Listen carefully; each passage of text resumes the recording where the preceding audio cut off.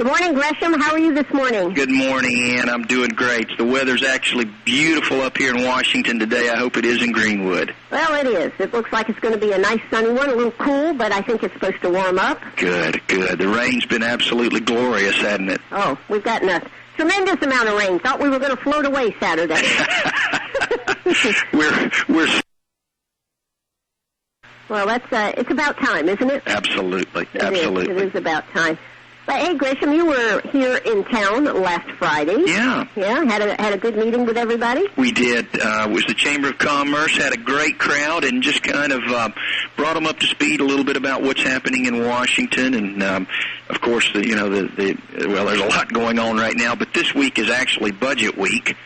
The president is bringing his budget, or has brought his budget to Capitol Hill. We're taking a look at it, and it will be on the floor. It passed out of committee last weekend, and we'll be taking it up on the floor this week. So he's out of the country, and you guys are working on the budget.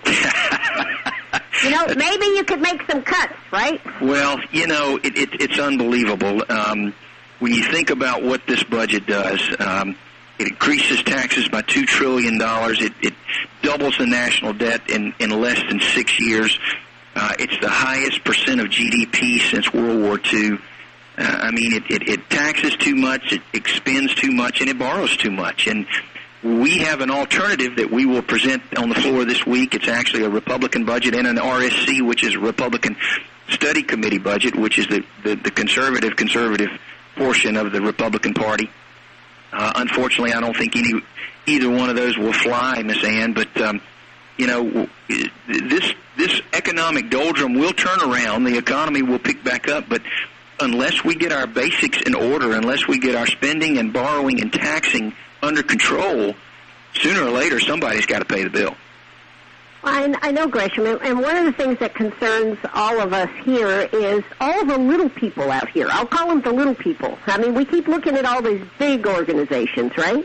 Yes, ma'am. What about the little people? What about the person that's just barely scraping by, or maybe they're having to make decisions about which credit card payment to make this month, or whether they can pay the light bill, or are they going to cut off their cell phone?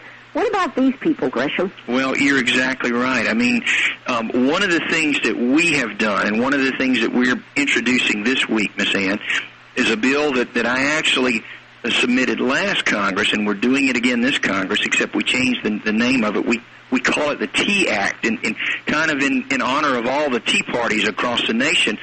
Have you gotten any tea bags up there, Gresham? I'm sorry? Have you gotten any tea bags up there? Absolutely. I tell you what, does it smell like tea up there in Washington, D.C.? That's what I want to know. I think it's starting to smell like tea everywhere. and it's exciting to see the American people get mobilized with what's going on in the federal government today. But this is the Tea Act. It's called the Taxpayer Empowerment and Advocate Act. And it does several different things, Miss Ann. It saves the taxpayer over the next 5 years about $520 billion. It ties the growth of government with the rate of inflation.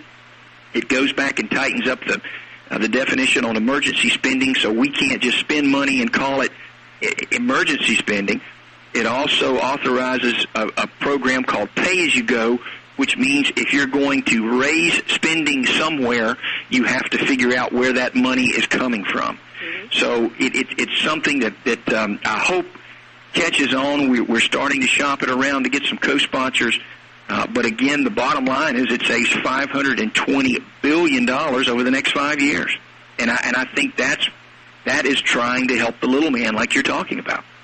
Well, I think that's great. I think that's great. But you said in the beginning you don't think it has much hope.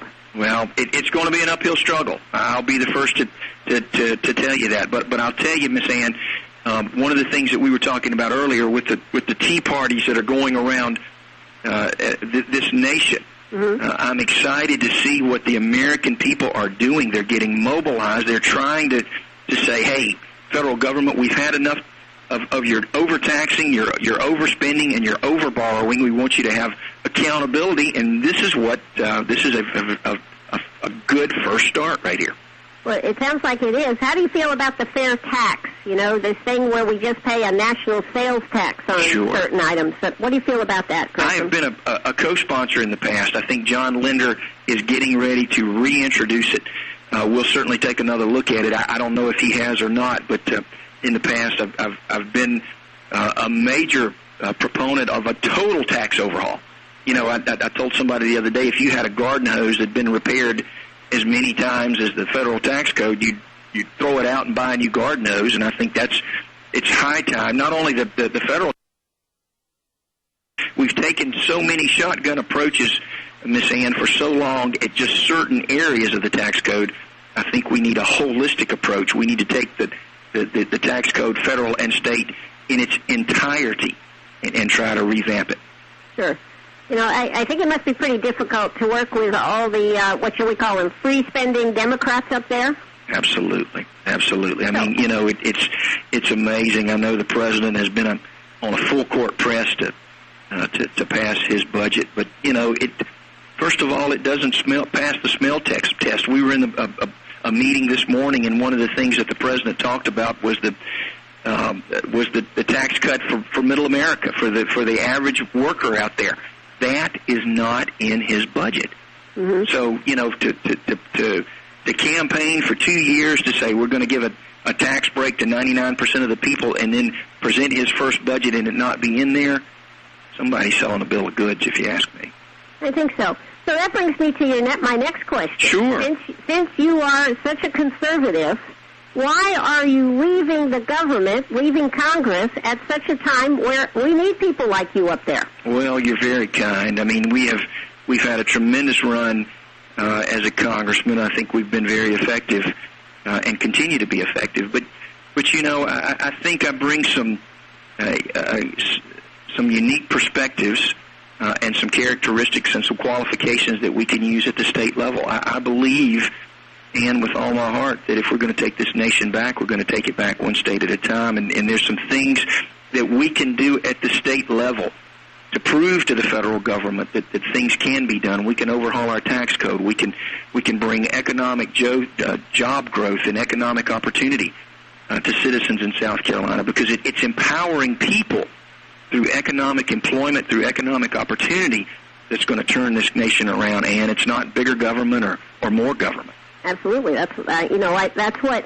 So does that mean that you're going to be able to go out a little bit more on a limb because you're not going to be staying in Washington, D.C.? Well, I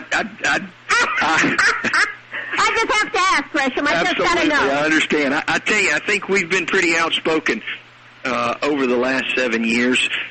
You know, we just did an op-ed on the congressional pay raise. We've been an advocate on less spending and being fiscally responsible with the T Act.